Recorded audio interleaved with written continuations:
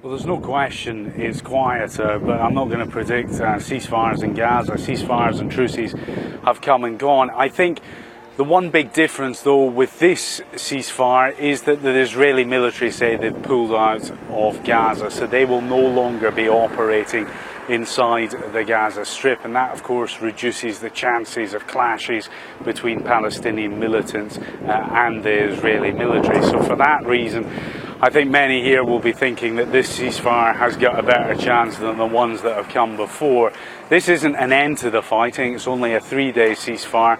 We do understand there will be talks in Cairo, and they will be trying to negotiate a long-term truce to the fighting here in Gaza.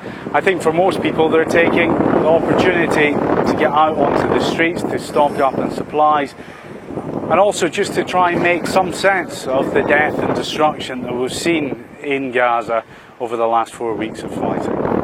Bethany Bell in Jerusalem.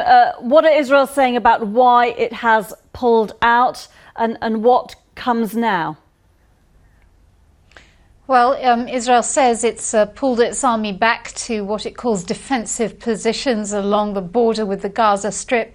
It says it's completed the task of demolishing and decommissioning 32 cross-border tunnels through which Palestinian militants had been trying to come from Gaza into Israel.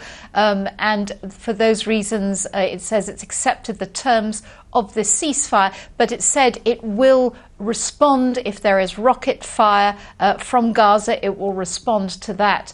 Just before the ceasefire went into effect, there was a barrage of rockets from Gaza into Israel. We heard sirens here in Jerusalem as well. But since the ceasefire went into effect, we haven't heard any more reports of rockets.